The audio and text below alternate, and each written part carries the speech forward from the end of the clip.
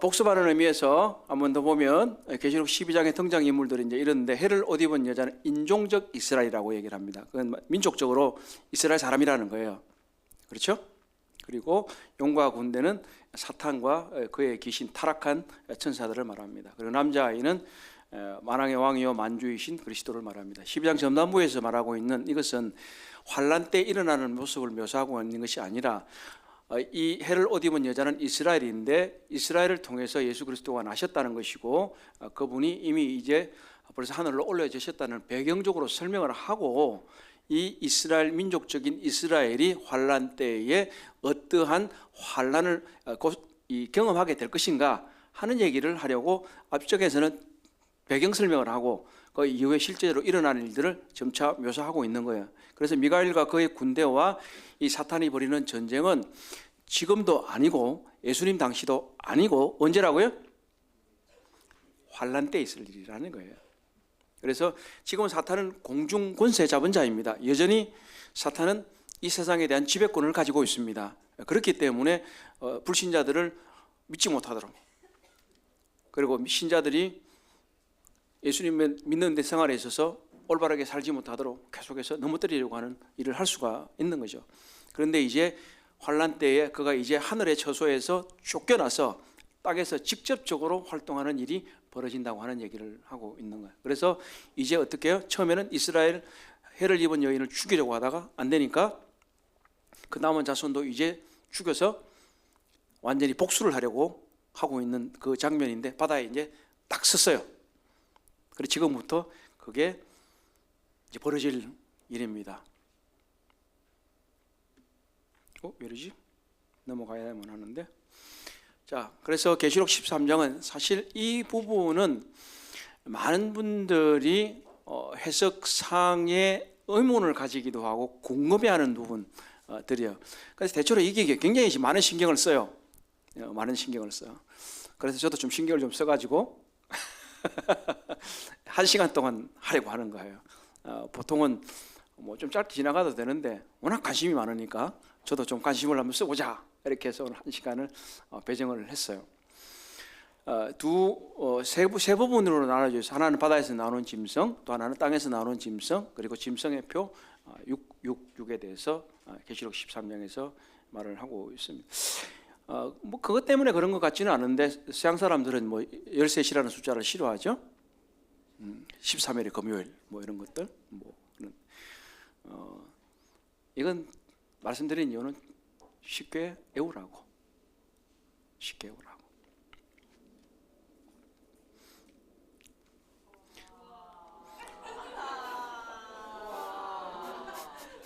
가르친 보람이 있네. 고마워. 좀 쑥스럽구만. 자, 여기 보면 바다의 짐승은 머리가 7개 있고 10뿔이 있는데 왕관도 뿔에 있는 10왕관이 있고 또 땅에서 나오는 짐승은 양과 같은 모습을 갖고 있지만 그런 순전한 양이 아니라 흉폭한 모습을 갖고 있고 사람의 이마에 이제 666이 있는데 이게 뭘 의미하나 하는 것입니다. 자, 우리 함께 성경을 펴서 계시록 13장 1절에서 10절까지를 좀 보도록 하겠습니다.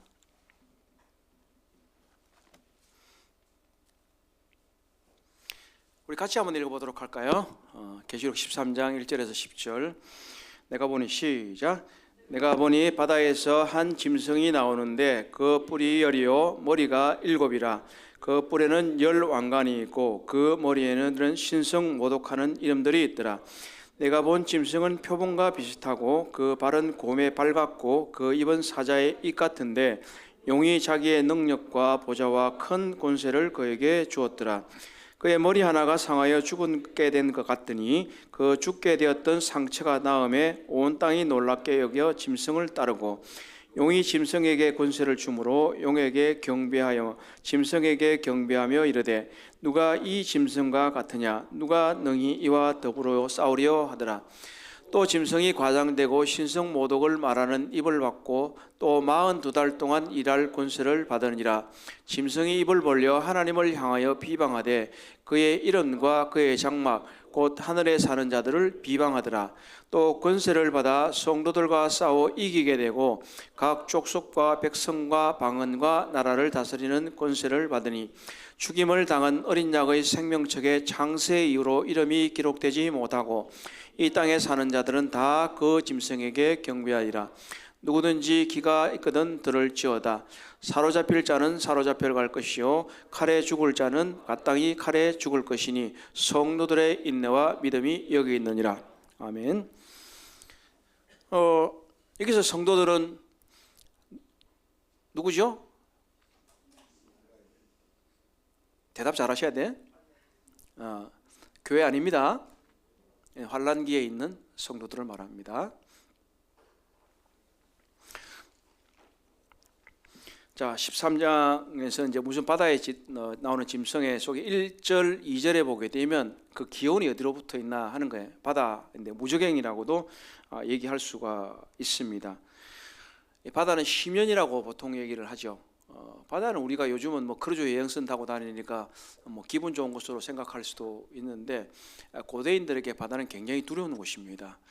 우리 고대인들의 생각 가운데는 보면 바다는 오늘날처럼 지구가 둥글게 있다고 생각하지는 않았잖아요. 그래서 바다를 계속 가다 보면 어떻게 된다고? 떨어져 죽는다 이렇게 생각을 해요. 바다는 굉장히 겁이 나는 곳입니다. 그리고 바다는 그 깊이를 알 수 없기 때문에 심연이라고도 얘기를 합니다. 아까 황충들이 나왔잖아요. 무저갱. 그곳에서 보게 될 때 무저갱이라는 끝이 없는, 바닥이 없는 갱도를 수직으로 나갔잖아요. 그래서 비슷한 개념이라고, 같은 개념이라고 말할 수 있어요.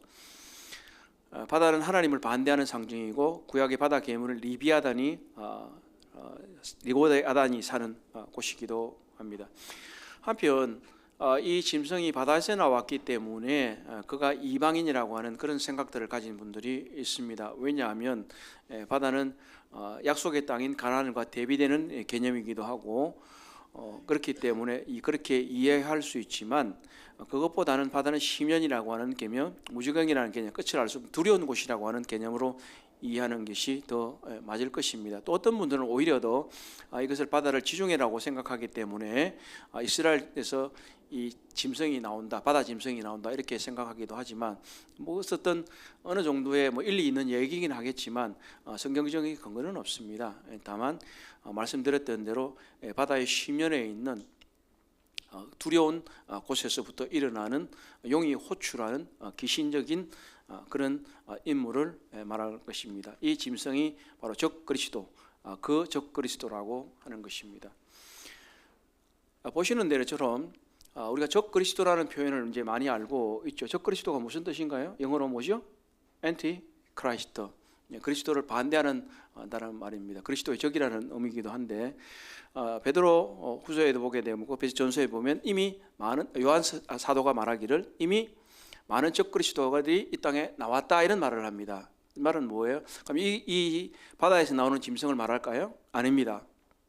적그리스도라는 말은 그리스도를 반대하는 인물들을 또는 세력들을 말하는 일반적인 용어입니다. 그래서 사도 요한의 시대는 말세라고 말하고 있는데 이것은 하나님의 나라가 이미 도달했다는 의미가 아니라 예수 그리스도께서 이 땅에 오시면서 종말의 때가 시작되었다고 하는 이제 곧 세상의 멸망이 오리라고 하는 것이기 때문에 마지막 때라고 얘기를 합니다. 그때 이미 적그리스도들이 나왔다라고 합니다. 적그리스도들이 나왔다 이렇게 말합니다. 그것은 이 계시록에 나와 있는 이 짐승과는 구별되는 겁니다. 그래서 우리 저런 말할 때는 한 인물로서 그 적그리스도 이렇게 말합니다. 우리나라 말은 간사가 없지만 이것은 환난기에 나타난 특정한 인물로서의 적그리스도를 묘사할 때 쓰여지는 말이 짐승입니다.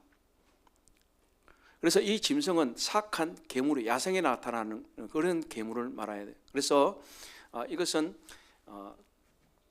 어떠한 일반적으로 쓰여지는 오늘날도 적그리스도 있었을까요? 없을까요? 없다고 생각하는 사람 아무도 없군요. 잘했어요. 오늘날도 적그리스도도 있습니다. 근데 그 적그리스도, 이 말세에 나타날 그 적그리스도를 말하는 게 아니라 그리스도를 대적하는 많은 적그리스도들이 세력들이 있다는 거예요. 그러나 여기서 나오고 있는 이 짐승은 바로 말세에 나타나서 하나님의 백성들을 대적하고 그들을 이기려고 하는 그 사람, 한 인물을 말합니다. 그래서 이것은 그 적그리스도, 이것이 바다 짐승이라고 말하는 것입니다. 또 한편으로 좀 특이하게 재미있는 것들은 뭐냐면 여러 짐승들의 조합이잖아요. 보면 2절에 13장 2절에 내가 본 짐승은 표범과 비슷하고 그 발은 곰의 발에 같고 그 입은 사자의 입 같은데 용이 자기의 능력과 보좌와 큰 권세를 그에게 줬더라. 우리 모두와 함께 다니엘서 7장을 좀 펴주시기 바랍니다.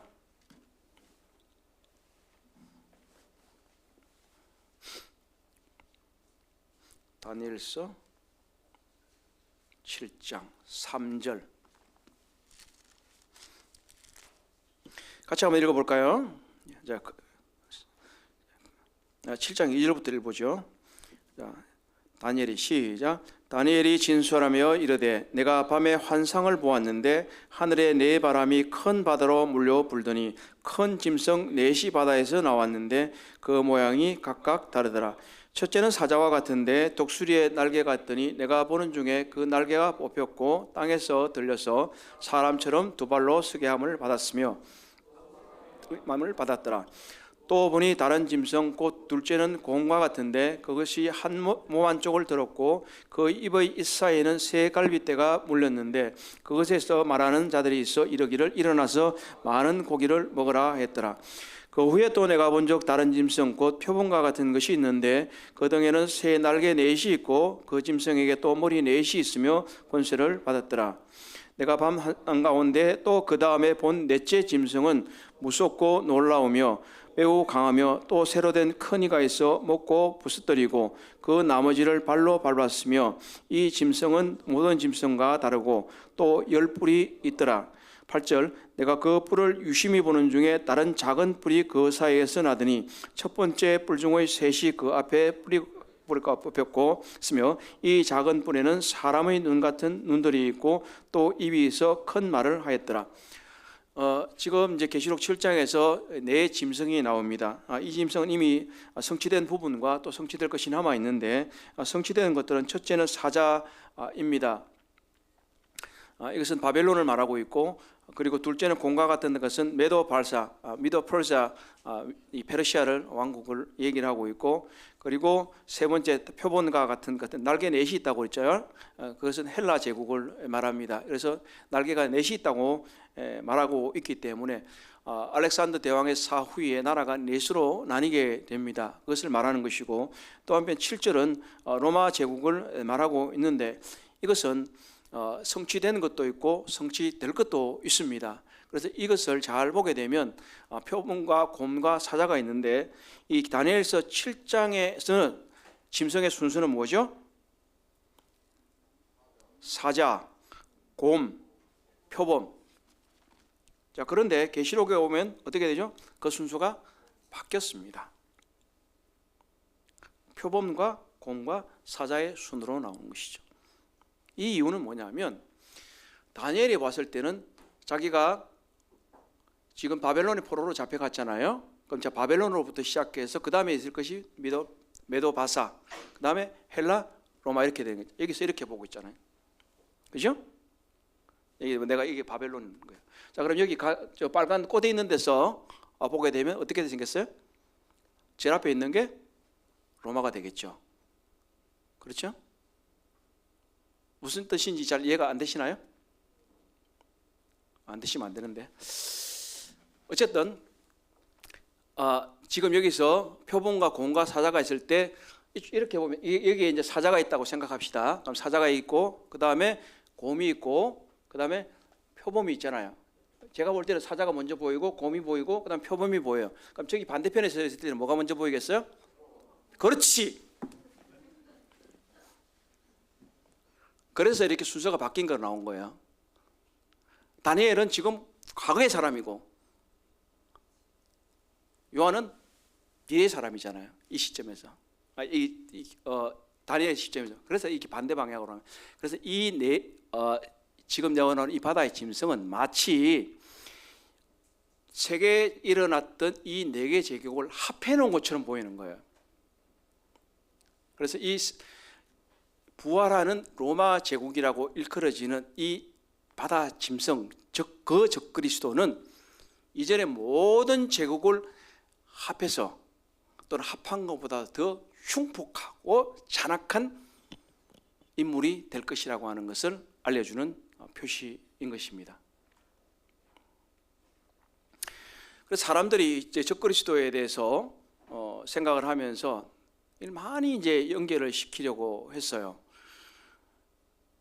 이제 로마 제국이 다니엘서 7장에서 나왔기 때문에 지금 10뿔이 있었단 말이에요. 그러다 보니까 거기서 이제 황제를 뭐 얘기한다든지 아까 지난번에 이 10대 박해 뭐 이런 얘기도 나왔거든요. 근데 거기 자꾸 일치를 시켜보려고 해요. 근데 그건 자기의 임의적인 거예요. 어떤 사람은 이렇게 보고 어떤 사람은 이렇게 보는 거예요.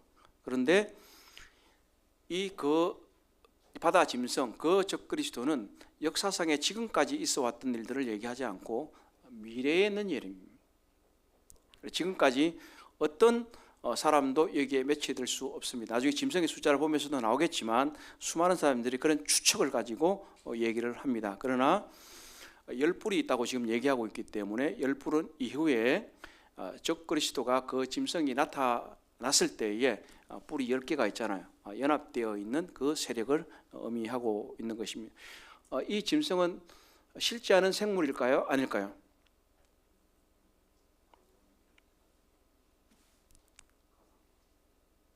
아니겠죠? 앞에 있는 분한테 얘기하는 아니에요.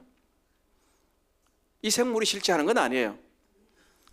환상을 통해서 이러한 모습들을 좀 더 명확하게 드러내서 알려주려고 하는데 목적이 있는 거예요. 그래서 상징인 거예요. 그래서 통해서 이러한 세계 제국이 어떻게 흥망성쇠를 겪고 마지막에 적그리스도에게 나타날 것인가를 알려주는 것입니다. 그래서 적그리스도는 마지막 이 짐승은 세상에 나타나게 될 마지막 지배자가 되게 될 것입니다. 여기 보게 되면 짐승이 머리 하나가 상하에 죽게 됐다는 그런 얘기가 나오는데 이것에 대해서도 다양한 해석들이 있습니다.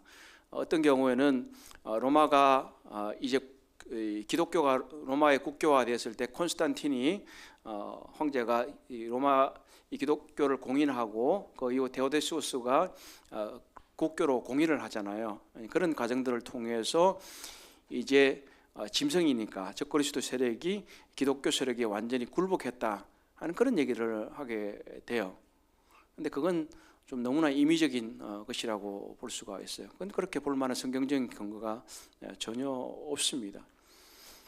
죽게 되었다라고 말하는 것은 치명적인 상처를 받았다는 걸 말하는데, 그러나 이것이 기적적으로 낫게 되면서 오히려 다 사람들이 경배하게 되는 그런 것들을 보게 되는 것입니다. 부활은 그리스도 예수께서만 있었어요. 이것은 부활을 말하는 건 아니에요. 죽게 된 것 같이 되었는데 아주 치명적인 상처를 입게 되었지만 살아나는 것을 통해서 그가 위대한 존재라는 것을 사람들에게 알려주면서 더 숭배를 받게 되는 그런 모습을 말하고 있습니다. 머리 하나가 죽게 됐다 얘기하잖아요. 마지막 제국을 말하는 거예요.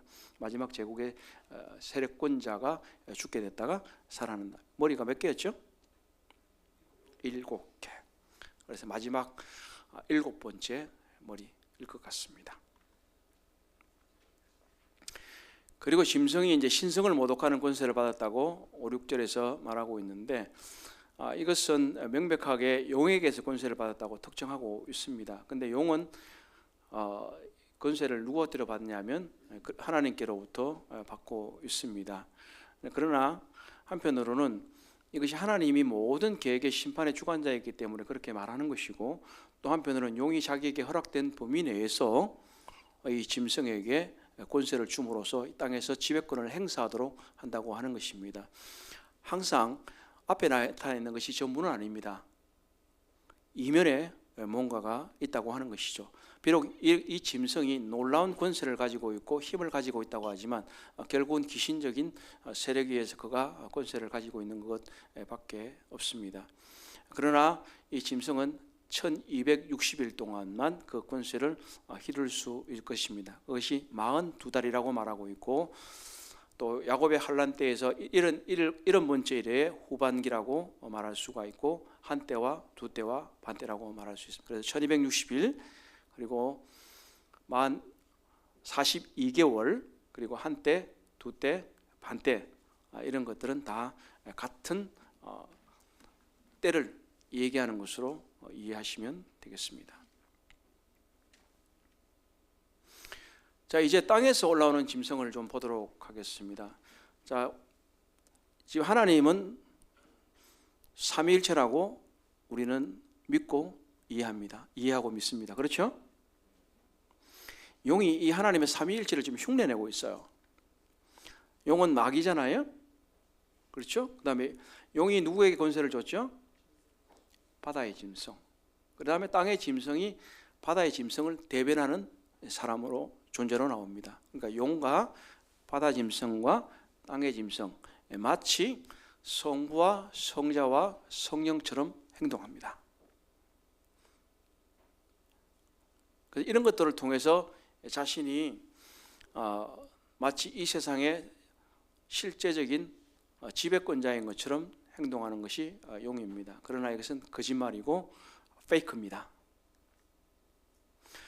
자, 이제 이제 바다의 짐승을 대변하는 땅에서 올라오는 짐승을 좀 보도록 하겠습니다. 13장 11절에서 18절 함께 보시도록 하죠. 같이 좀 읽어보도록 하겠습니다. 내가 보매 시작. 내가 보매 또 다른 짐승이 땅에서 올라오니 어린 양같이 두 뿔이 있고 용처럼 말을 하더라. 그가 먼저 나온 짐승의 모든 권세를 그 앞에서 행하고 땅과 땅에 사는 자들을 처음 짐승에게 경배하게 하니 곧 죽게 되었던 상처가 나은 자니라. 큰 이적을 행하되 사람지어 사람들 앞에서 불이 하늘로부터 땅에 내려오게 하고 짐승 앞에서 받은 바 이적을 행함으로 땅에 거하는 자들을 미혹하며 땅에 거하는 자들에게 이르기를 칼에 상하였다가 살아난 짐승을 위하여 우상을 만들라 하더라. 그가 권세를 받아 그 짐승에게 우상에게 생기를 주어 그 짐승의 우상으로 말하게 하고 또 짐승의 우상에게 경배하지 아니하는 자는 몇이든지 다 죽게 하더라. 그가 모든 자, 곧 작은 자나 큰 자나 부자나 가난한 자나 자유인이나 종들에게 그 오른손에나 이마에 표를 받게 하고 누구든지 이 표를 가진 자 이에는 매매를 못하게 하니 이 표는 곧 짐승의 이름이나 그 이름의 수라. 지혜가 여기 있으니 총명한 자는 그 짐승의 수를 세어보라. 그것은 사람의 수니 그의 수는 666이니라. 우리가 이제 뭐 잘 이해하고 짐승의 표 이제 자주 이제 뭐 궁금해하는 그런 이제 부분이죠. 이 땅에서 올라오는 짐승은 이 바다에서 올라오는 짐승의 대변인입니다. 땅이 어디를 말할까? 땅을 어디를 말할까? 여기 밑에요? 아니면 저기 아래를 말할까요? 세상은 뭐로 이루어졌을까요? 바다와 땅으로 되죠. 물과 땅으로 이루어졌어요. 그래서 땅은 또 다른 기원을 설명하는 것인데, 어떤 분들은 이 땅이라는 개념을 어떠한 깊은 곳에서 올라오는 어떤 마귀적인 세력이 거주하는 곳으로 보는 것이 아니라 땅이 약속된 땅이기 때문에 짐승이 유대인이라고 하는 그런 분들이 있습니다. 그런데 그것도 별다른 논쟁의 가치가 없어요. 그래서 바다에 나오는 짐승이나 땅에서 나오는 짐승이 어떤 특별한 인종을 가진다라고 말하는 것은 너무 추측이다 이렇게 말할 수밖에 없습니다. 그래서 여기에서 근거해서 이런 이제 인종적인 것들 때문에 어떤 음모론 같은 것들이 나오게 되는 겁니다. 특정한 지도자를 적그리스도라든지 또 땅에서 나오는 짐승이라든지 이렇게 얘기를 할 수 있습니다. 그런데 그건 특별한 언급의 가치가 그렇게 있지는 않는 것 같아요. 땅이라고 하는 것은 어떤 면에서는 온 세상을 상징하는 말이기도 하고, 바다는 또 겁나는 곳을, 무서운 곳을 말하고 있기 때문에 그렇습니다. 물론 그들이 말하는 것처럼 인종적인 일정하게 그들이 논쟁이기 때문에 일리는 있다 이렇게 말을 할 수 있지만 그렇다고 말할 수는 없습니다. 그저 이것은 바다의 심연에서 땅의 깊은 곳에서 올라오는 적 그리스도와 그의 대변자를 말하는 것입니다. 이는 어린 양 같다고 이렇게 얘기하고 있잖아요. 이것도 계시록 4장과 5장에서 나타나고 있는 그 어린 양을 패러디해서 흉내내서 얘기하는 것에 불과하고. 그런데 계시록 5장에서 나오는 어린 양은 뿔이 몇 개였나요? 기억하시나요? 7개. 여기는 몇 개? 2개. 그러니까 이 어린 양이신 예수 그리스도와 너무 대조되잖아요. 그래서 그 권세나 힘에 있어서 얼마나 큰 차이가 있는가 하는 것이고, 또 한편으로는 바다 짐승은 어때요? 머리가 7이나 되고 뿔이 10이나 됩니다. 그러니까 그 권세에 있어서 큰 차이가 있다는 것을 얘기해 주는 것입니다. 땅에서 올라오는 짐승은 바로 이 바다에서 올라오는 짐승을 돕는 존재입니다. 그래서 바다에서 나온 짐승이 머리가 하나 상해서 죽게 됐다가 살아나니까 어떻게 해요? 그 우상을 만들어서 경배해라. 그렇잖아요. 이전에 어떤 일이 있었습니까? 바벨론에서 신상을 만들어 갖고 모든 사람들이 경배하게 하는 그런 사건이 있었잖아요. 그러니까 거기 흉내내는 거예요. 근데 특이한 것은 뭐냐면 이곳에서는 우상이 더 말을 하네. 고대인들의 입장에서는 봤을 때는 굉장히 놀라운 일일 거예요. 이것이 기술 문명이든 아니면 사탄적인 세력에 의해서든지 간에 우상이 말을 한다는 것은 사람들에게 얼마만큼 굉장히 큰 놀라움을 주게 될 것입니다. 그래서 그들이 이 우상을 경배하게 하는 그런 것들을 말하고 있습니다. 우상 숭배는 죄악입니다. 우상 숭배는 하나님을 모욕하는 것입니다. 그렇기 때문에 그들은 하나님 이의 것을 경배하도록 만드는 것입니다. 대체로 이 짐승에 대해서 종교적인 것이기 때문에 바다에서 나온 짐승, 정치적인 지도자를 옹호하고 대변하고 있기 때문에 종교와 정치의 결합이라는 측면에서 개신교인들은 가톨릭 교황 체제를 말하기도 합니다. 그러나 이것은 어떠한 체제라기보다는 짐승을 신격화하는 종교적인 대변자인 인격체라고 부릅니다. 그것이 가톨릭이 될지 또는 아니면 유대교가 될지 그것은 알 수는 없습니다.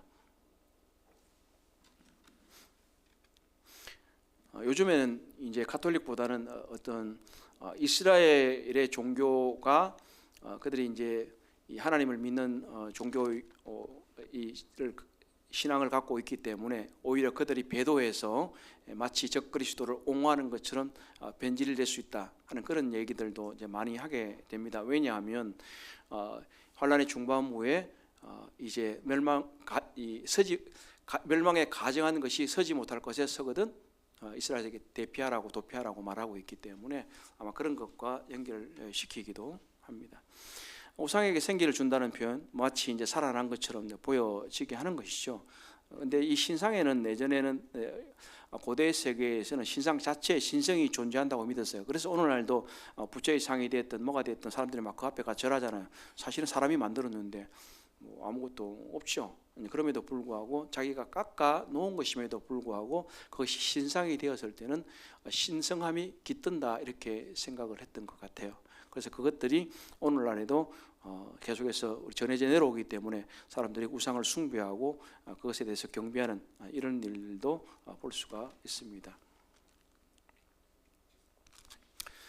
자, 이제 다섯째 이제 땅에서 올라온 짐승의 마지막 부분 짐승의 표입니다. 666이 도대체 뭐냐 하는 거예요. 그래서 이전에 해석자들이 처음에 이 바코드 나왔을 때 바코드가 아니고 바코드시 발음을 잘해야 되는데 막 이상한 그 줄을 막 그어져 있잖아요. 그러니까 이제 그것을 가지고 계산 다 하잖아요. 요즘도 하잖아요.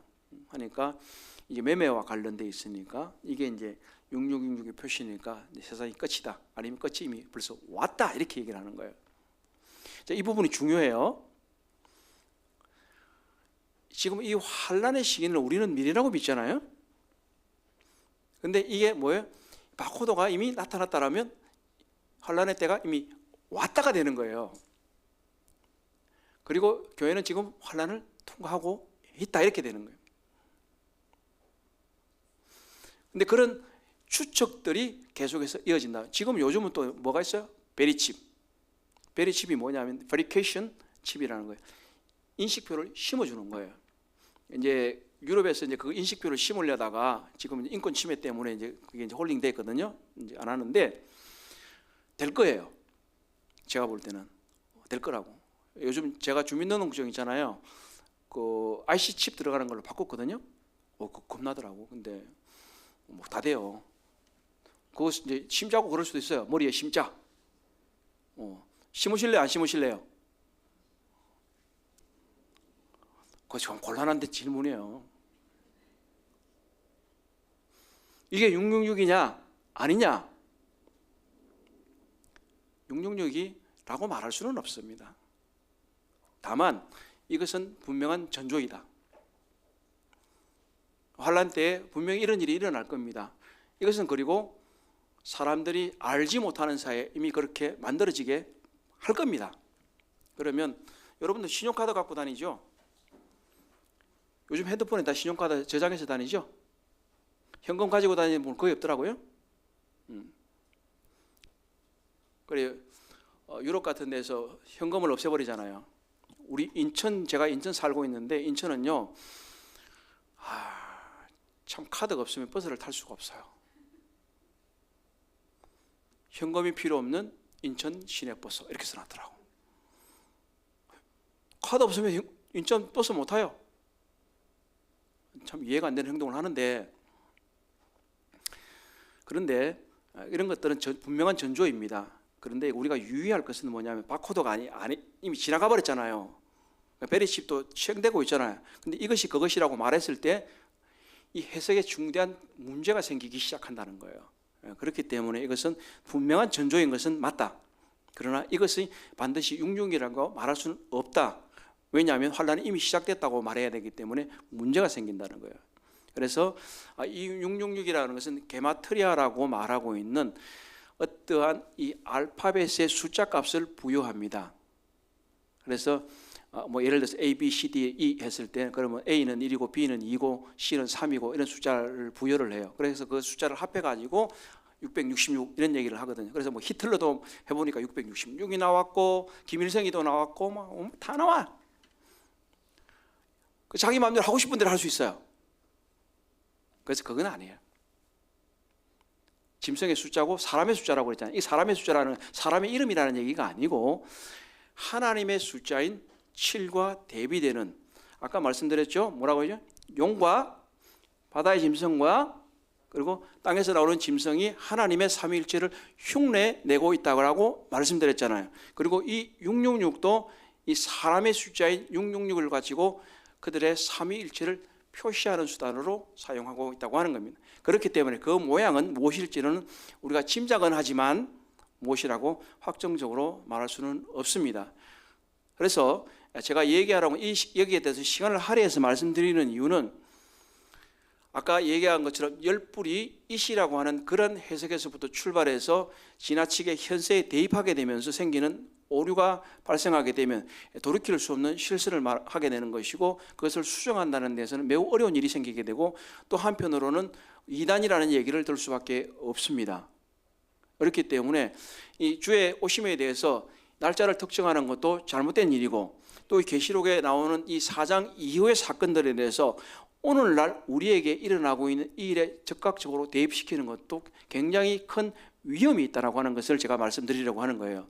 이것은 우리들에게서 전조입니다. 주님께서도 말씀하셨어요. 무화과 나무 잎이 연해지거든 세상의 끝이 다가온 줄을 알라라고 말씀하십니다. 이것은 문자적으로 무화과 나무 잎이 연해지면 이스라엘이 독립했다고 하는 이 부분을 가지고 말하는 것은 결코 아닙니다. 그것은 전조라고 하는 것은 이해는 할 수 있겠지만 마치 그것이 시작이다라고 말하는 거예요. 1948년에 이스라엘이 독립을 하고 나라를 이루었는데 지금 벌써 몇 년이 흘렀습니까? 그게 막 대입시키기 시작하면 문제가 생기게 되는 거예요. 그래서 짐작하면 되는 거예요. 마음속에 두세요 그냥. 그래 666도 바코드라고 보기는 이미 지나가 버렸고 베리칩이라고 뭐 가능성은 있다. 그러나 이것이라고 말하기는 어렵다 하는 것입니다. 그래서 우리는 이것을 너무 추론하지 말고 마지막 때가 가까웠구나. 그런데 이 환란이 시작되기 전에 성도들은 어떻게 된다고요? 하늘로 올라가기 때문에 우리들은 이것을 경험하지 못할 것입니다. 그러나 우리는 그 존조를 보고 있기 때문에 어떻게 해야 된다고? 경각심을 가지고 이 세상을 살아야 되는 겁니다. 자, 한번 보시죠. 이제 마지막 부분 얘기 나오는 것들. 아까 넷째 짐승과 바다 짐승의 차이에 대해서 또는 유사점에 대해서 제가 말씀을 드렸습니다. 넷째 짐승 특징 묘사를 보게 되면 출신은 바다이죠. 그리고 바다 짐승도 바다에서 나오죠. 그리고 10뿔과 작은 뿔이 있고 그리고 7머리와 10뿔 11간이 있습니다. 흉폭한 모습 보면 특이사항도 그렇고 다 매우 유사한 측면들을 가지고 있어요. 그래서 계시록 다니엘서에서 말하고 있는 이 네 짐승의 결합이 바로 이 바다 짐승입니다. 그래서 이 세계에서 사회에서 역사에서 나타난 이 충폭한 모습들의 결합으로서 이 바다 짐승은 이 말세에 훨씬 더 흉폭하고 잔인하게 성도들을 핍박할 것이라고 하는 것이에요. 그리고 용과는 일정하게 차이가 있죠. 용은 7왕관이 있지만 바다 짐승은 10왕관이 있습니다. 그렇기 때문에 용은 이 이스라엘과 관련된 7제국을 말한다면 바다 짐승은 7머리가 있지만 그 머리 위에 제국을 용에 의해서 계속해서 고난이 부연된 사탄적인 세력이지만 마지막 때에 나타나기는 어떤 열왕과 세력을 합하게 되고 이 마지막 때에 나타날 열왕은 사탄을 바다 짐승을 돕는 일을 했습니다. 그래서 계시록 나중에 보게 되면 나라를 아직 얻지 못하였다라는 표현이 나와요. 그래서 아직 나라를 얻지 못했어요. 낳지 못했어. 아까 이 부분은 이제 계시록 세 번째 보면 다니엘 7장과 역순의 묘사를 말하고 있다. 자, 그리고 또 한편으로는 이 어떠한 문학적인 유연 표현성을 아니면 이건 실제적인 것이지만 잘 보세요. 다니엘서 7장의 짐승이 몇 개예요? 4개. 근데 세 번째 짐승은 머리가 몇 개? 4개. 4개. 응? 4개라고. 그러면 이 계시록 13장은 머리가 몇 개예요? 아니, 계시록 13장에서 나오는 바다 짐승은 머리가 몇 개냐고요? 7. 그러니까 이게 머리를 전부 다 합한 거예요. 숫자를. 그렇게 해서 이 제국들의 전체적인 통합과 같다 하는 것들을 얘기를 하고 있습니다. 그래서 우리가 생각해 볼 수 있는 것은 처음 시작할 때에 다니엘서가 계시록을 해석하는 열쇠라고 말씀을 드렸어요. 첫 번째 이 짐승 70일의 문제, 그리고 이 네 짐승의 이야기, 이런 것들을 잘 이해하면 분명한 도움을 받으실 수 있다 하는 것입니다. 자, 이번 시간 여기까지 하도록 하겠습니다. 감사합니다.